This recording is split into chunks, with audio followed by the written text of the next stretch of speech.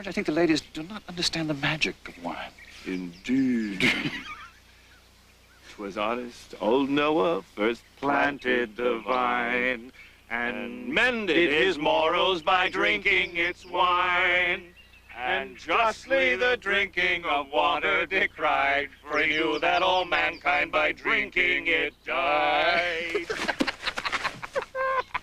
From this piece of history, plainly we find that virtue and safety in wine by being found, and all that drink water deserve to be drowned.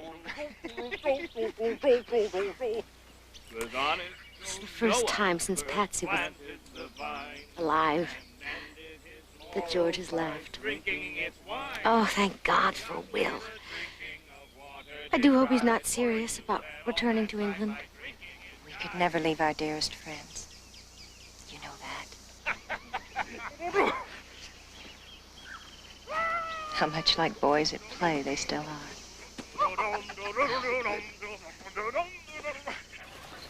We'll leave both saws on the table. They'll be in the shed across the drive.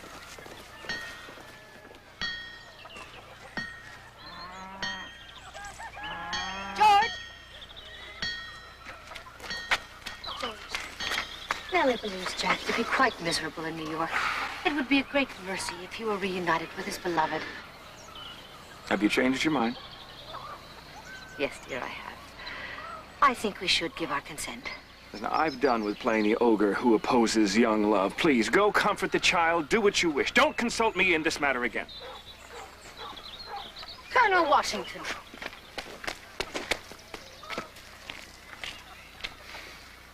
I sometimes forget what a great disappointment you've had to bear. You've lost Patsy. I know Jackie is not the son you would have wanted. And you deserve children of your own. Please, don't. We've talked about this too many times. If it's not God's will, what can we do? George! George! I have news! They've done it! I've done it, George. Private citizens, disguised as Indians, have dumped a cargo of British tea into Boston Harbor. Yes, I've heard. Well, you're not stirred. But George, so bold, so final an act as this must force the ministry to face the truth of our rage. And invite their rage as well. Ah, what? Will they dispatch regiments across the ocean to force us to drink their tea? Such lawlessness only gives the British further excuse to punish us, as General Gage has promised. I have work to do. Well, good God, man, what else could they have done? Our Massachusetts friends have... Our Massachusetts friends have made a grave mistake. Your world is about to go up in flames, and all you can think about is making a house bigger. You can't ignore history, George. Oh, by God, I can. If only it will ignore me.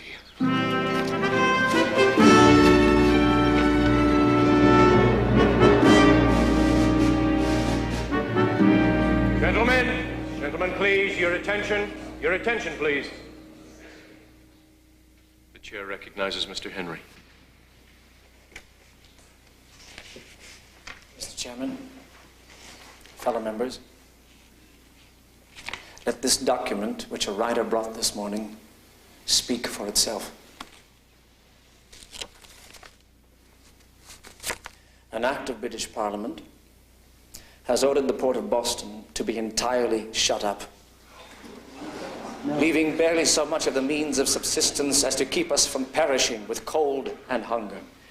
Councillors and judges of this province are to be replaced by appointees of the King. General Gage, with an army of 5,000 redcoats and the backing of the fleet from Halifax, will assume the office of military governor of Massachusetts, and henceforth all British soldiery is exempt from civil justice. Once again, the damnable ministry uses a sledgehammer to crush a flea. Outraged that a few chests of British tea be dumped into the ocean, they would, in retaliation, starve women and children. My friends, if Boston be humbled into submission, then we could be next. They could close Hampton roads. Gentlemen, will you support Massachusetts in her hour of need?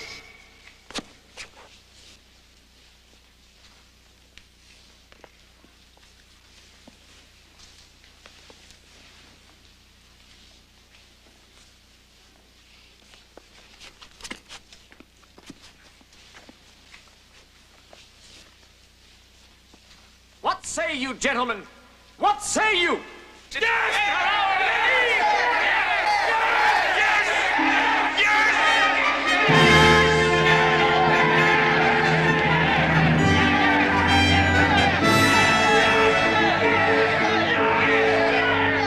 And by so outrageously punishing Boston, the British have forced us to band together. We voted to put Virginia on a military footing and to call a Continental Congress. Virginians and New Englanders have in common what really matters: the determination not to bow to injustice.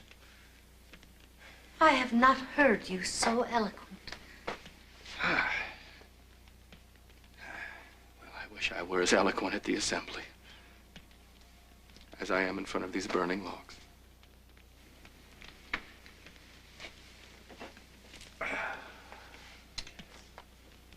George, I hesitate to tell you this. The Fairfaxes were here for Sunday dinner. Will and Sally feel it is imperative they return to the mother country. It seems his English inheritance is still in a tangle. No, that's not the real reason they're being driven from... Sally spoke as if they might never return. They leave at the end of the week.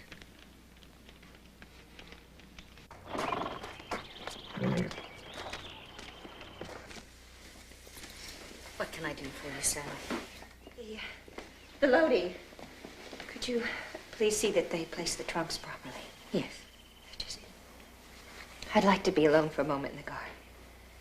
Please call for me when my husband's ready to leave.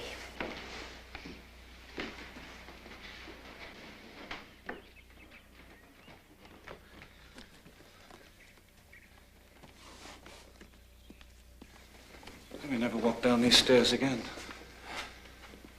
It's hard to believe. I promised Sally I would not be maudlin. I would remember only the happy times.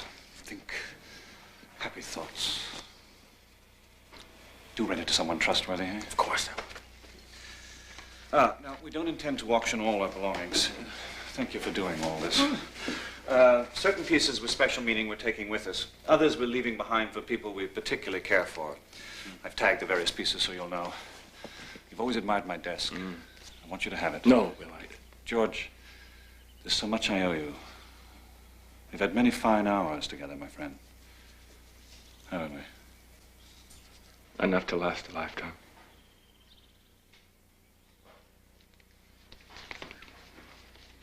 Well, I must give final instructions to Samuel for the staff. Meet you at the carriage.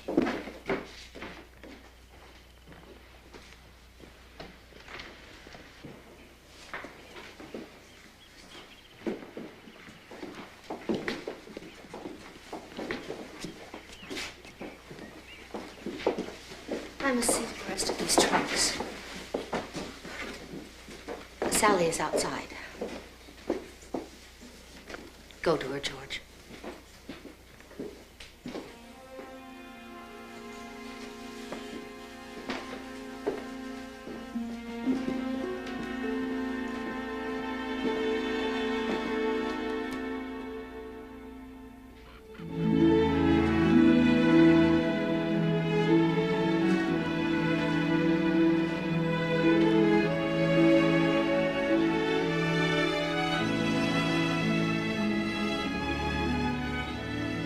I was thinking of the time when you were ill, and I put the candle in my window so you would know I was thinking of you.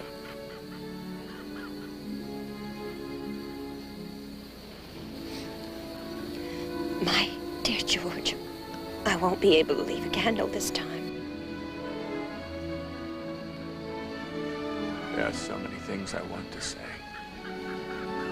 Sometimes things left unsaid are all sweeter.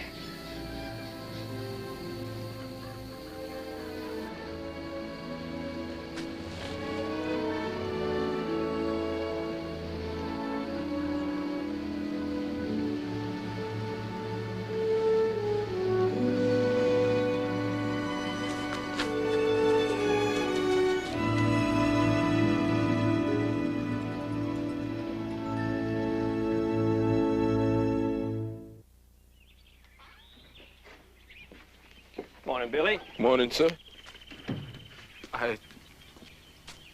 What's the matter, Billy? Nothing, sir. Mr. Alton is selling off your increase today, sir. He's about to leave for the slave market in Alexandria. It'll be all right.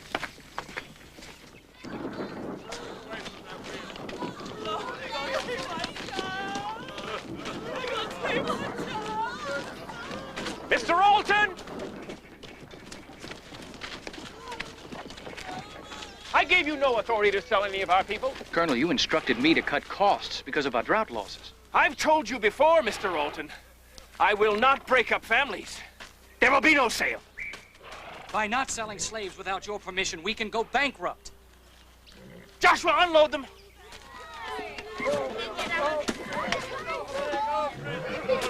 You are undermining my authority, Colonel. How can I manage your plantation? You may not be managing it much longer, Mr. Alton, if you do not follow my instructions. But, Colonel... This matter is settled.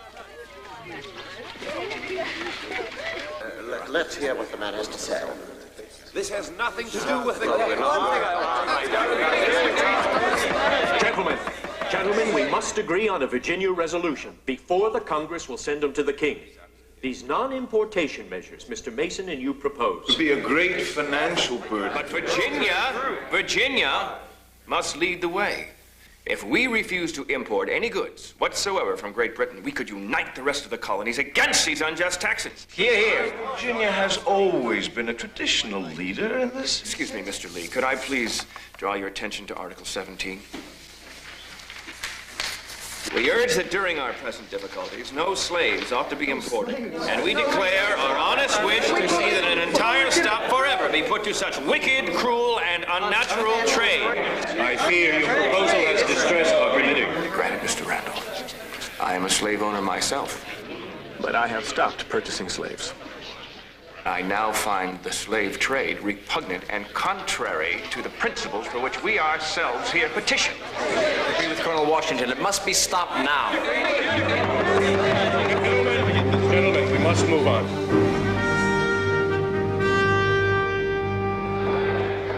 Turn your heads away from trying to inflict petty wounds on the great and powerful. Instead, seek a union between their strength and our will.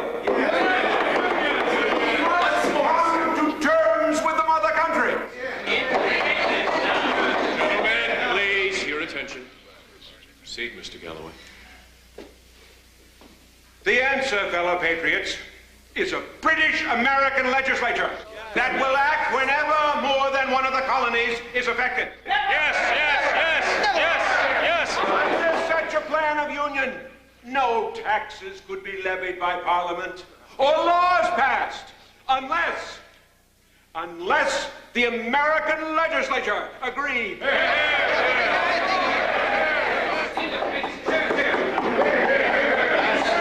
Mr. John Jay of New York. The proposal has great merit, sir.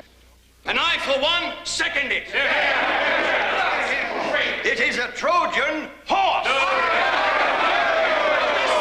Does this plan give up any one liberty? Only Boston. Or interfere with any one right? No. Does the gentleman from Massachusetts, Mr. John Adams, wish to be recognized?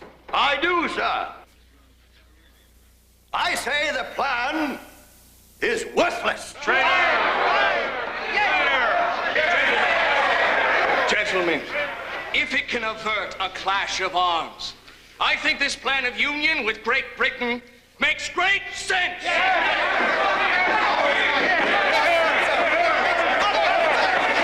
If we capture Colonel Washington, we may see Virginia and the South follow him into our ranks. I agree, John. Without his support, any opposition to England will be stillborn.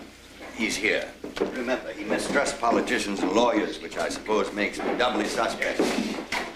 Colonel Washington, how generous of you to come. Colonel, John Adams and his cousin Sam. Oh, I'm honored, gentlemen.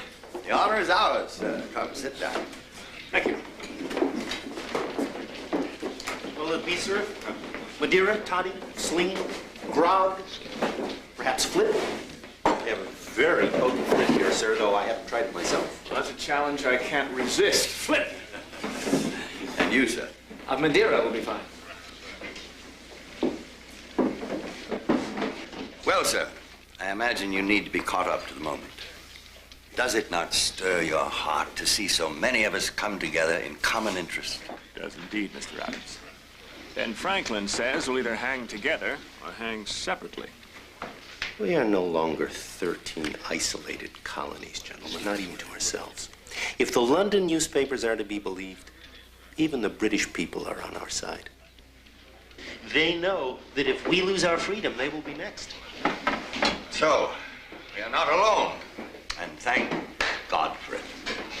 Am I to drink all of this, lass? Sir, the tavern keeper hopes it will lift your spirits. Lift my entire body.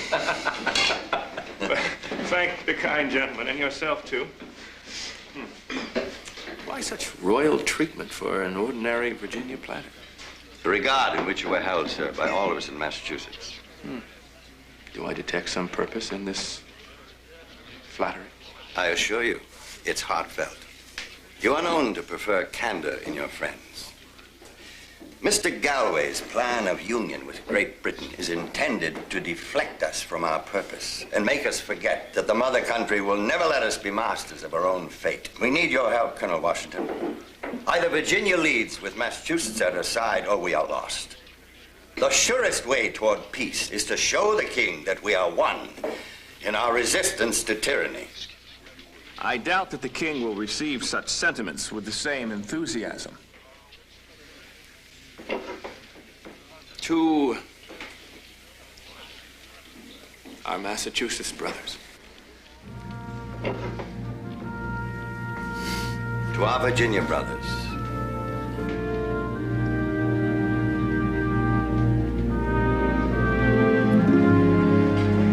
This pier glass set, used by my Lady Fairfax, no doubt in appreciation of the beauty of her person before attending a ball or banquet. May I hear an opening bid? £2. 10 times that would be cheap. May I have more? £4. Better? May I have 5? 5. Now we're getting to the spirit. 10. Do I hear 10? Do I hear 10? Do I hear 10? 6. Modest enough. I'm waiting 10. Going? Going? Gone. Sold to Mr. Trelawney. Before we pass on to the objects d'art, let us dispose of the accessories. The bolster and the pillars of the bed of Mrs. Fairfax. What am I bid? May I have an opening bid? £1. Can't we do better with pillows and bolster filled with the down of angels? Do I hear £2? 2. 3. Do I hear 3? Do I hear 3? Well, come, gentlemen. Your wives will thank you for the excellence of your eyes if you'll bid 3. 3. Do I hear 3? Then 2 it is. Going? Going? 3. Thank you, Colonel Washington. 4. Do I hear 4? Do I hear 4? Going? Going? Gone. The pillars of Lady Fairfax to Colonel Washington.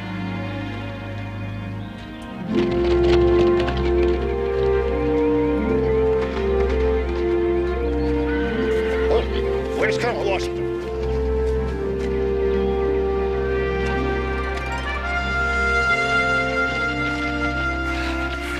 Mr. Mason! Tragic news, George. Bloodshed in Boston. No, not Boston. Some miles away in the village of Lexington. We just got word by dispatch rider from Philadelphia's Committee of Correspondence. God has happened. Apparently, the British troops started it, firing on local militia drawn up on the green. Slaughtering in cold blood some 10 Americans, mostly farmers. Later, when they got to Concord, they found more militia, gathered on a hill overlooking the bridge. And there our men fired on the King's troops. British soldiers were killed? Yes. The king will never back down now. And listen to this, George, from Dr. Joseph Warren, chairman of the Massachusetts Committee for Safety, who calls upon all to raise an army to defend our wives and children from the butchering hands of an inhuman soldiery. George, I prayed it would never come to this. We'll now face the fury of the most awesome power on earth. there's no turning back now, my friend. Fight or die.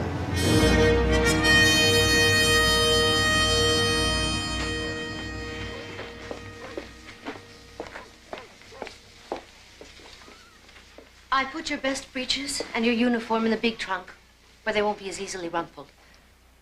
But my taking that uniform mustn't concern you. I'll wear it only to demonstrate my willingness to lend Virginia forces to the cause if the need arises.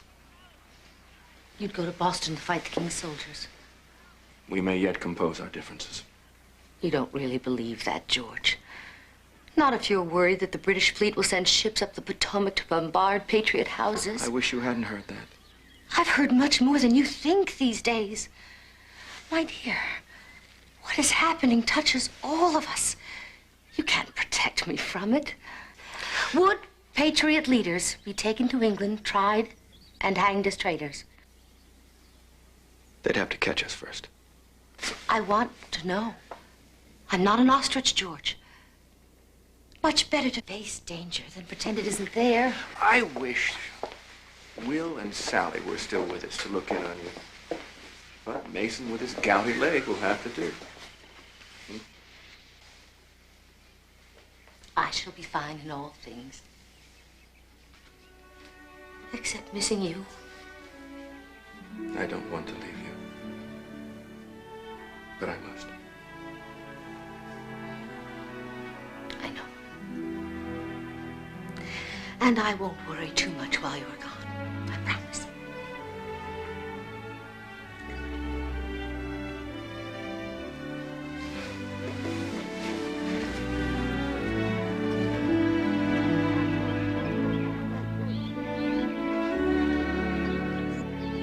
Write and tell me how the peach trees are doing that I grafted in March. While I'm gone, I know that you'll look after Mrs. Washington as well as you've taken care of me all these years. Yes, sir. I shall miss you, Breachy. Thank you, sir.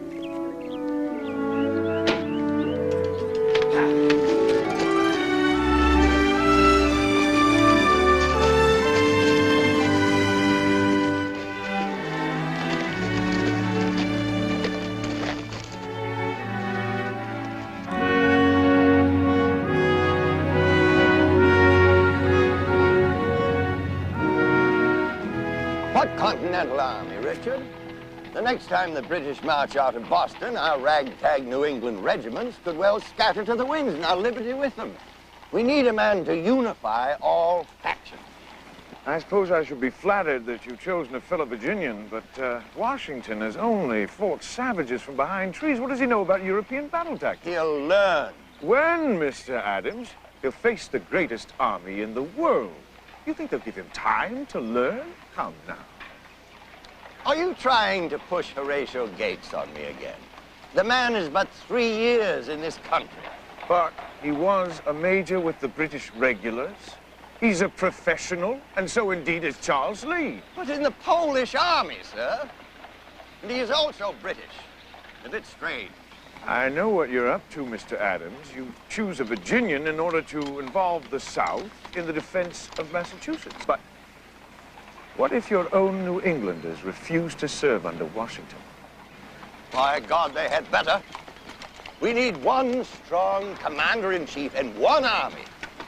Not 13 squabbling militia, as happened with those troops under Benedict Arnold, yes, and Ethan Allen of New Hampshire captured the British fort Ticonderoga within the borders of New York without telling the officials there first. And now New York and New Hampshire are at each other's throats again.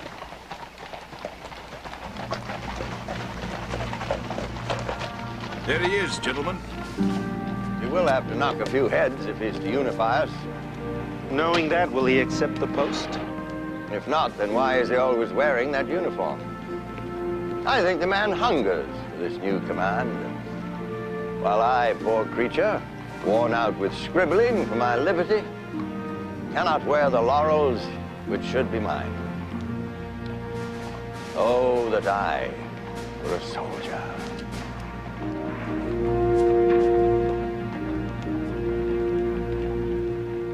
Will you, Mr. Washington, accept this supreme command?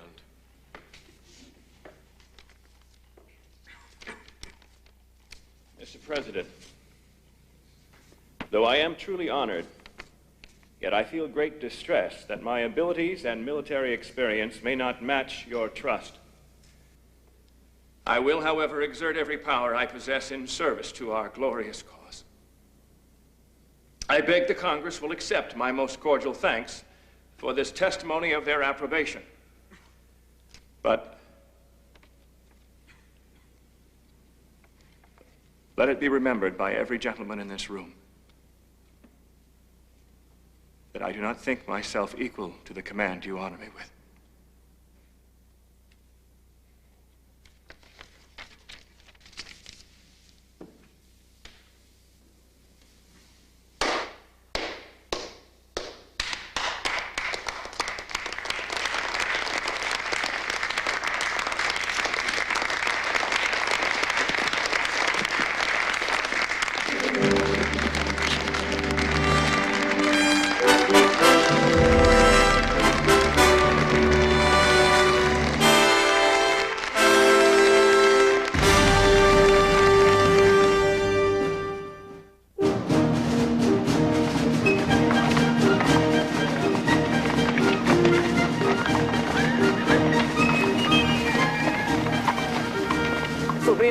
Moment. The New Englanders have just fought a bloody battle at Bunker Hill, and along comes this stranger from Virginia to tell them what to do. Well, you're only obeying the orders of Congress, and their performance was hardly brilliant. They should have followed up their slaughter of redcoats with an attack on Boston. Absolutely. They might even have won the battle had they not only misplaced the fortifications, but also run out of gunpowder. Yes, but for untrained troops, they showed remarkable courage. When we meet them, I want no disparaging comments. There'll be bruised feelings to soothe as it is. General Artemis Ward, General Stark. We are honored to have such a gallant New England officer as our second in command. Major General Charles Lee, Horatio Gates, our Adjutant General, and my aides, Colonel Joseph Reed and Colonel Thomas Mifflin. We thank you, General Ward, for arranging our quarters. I'm at your service, sir, as that is Congress's decision. I congratulate you for your valiant stand at Bunker Hill. By God, we would have hurled the redcoats back again if we hadn't run out of ammunition. They overwhelmed us, but paid dearly. Yes, I was deeply moved by what your men had to endure. They must have vigorous training and discipline before they ever face the enemy again.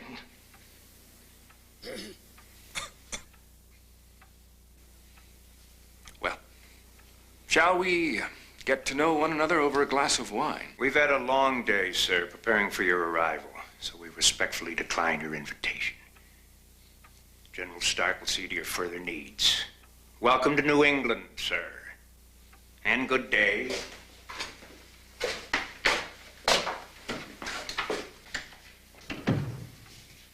You'd rather be alone with your staff, General.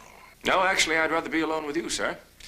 Gentlemen, why don't you take this time to unpack and settle in?